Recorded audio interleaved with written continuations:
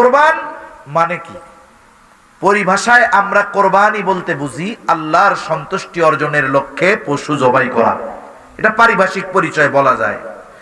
কিন্তু কোরবান এটা দ্বারা উদ্দেশ্য হলো, মূল কথা হলো নৈকট্য অর্জন করা। এখন আল্লাহর নৈকট্য অর্জনের জন্য যাই করা হয় ওটাই কোরবানি। কারণ নামাজ পড়ি কেন? কার নৈকট্যের জন্য।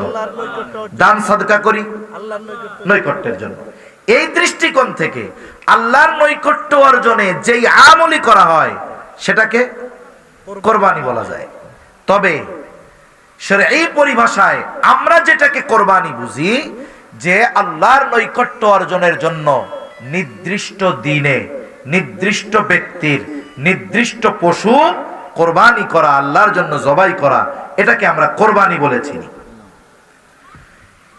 প্রত্যেক নবীর উম্মতের জন্য কোরবানি ছিল। এই কোরবানির ইতিহাস শুরু হয়েছে আদম আলাইহিস সালাম থেকে নিয়ে। আদম আলাইহিস সালাম থেকে নিয়ে কোরবানির শুরু।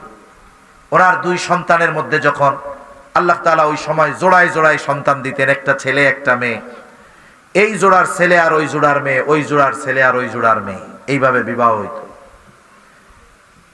এখন আদম আলাইহিস সালামের দুই সন্তানের মধ্যে দ্বন্দ্ব লেগে গেছে।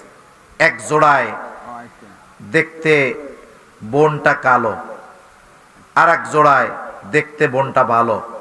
এখন যার জোড়ায় যেই ছেলের বোন ভালো, ও কয় আমি ওই জোড়ার কালারে বিয়ে করুম না। শরীয়তের যে কোনো সিদ্ধান্ত আল্লাহ তাআলার পক্ষ থেকে চূড়ান্ত সিদ্ধান্ত।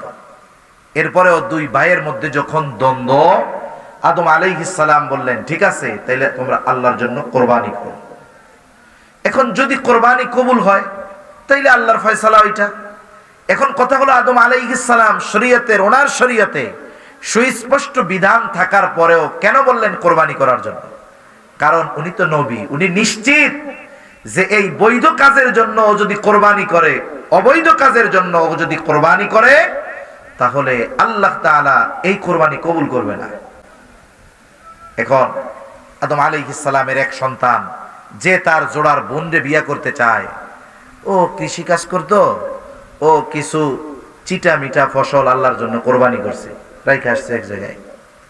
আর আরেকজন সে রাখালের কাজ করতো, একটা হৃষ্ট পুষ্ট একটা ভেড়া আল্লাহর জন্য কোরবানি করছে। আল্লাহ তাআলা নিয়ত দেখছে না।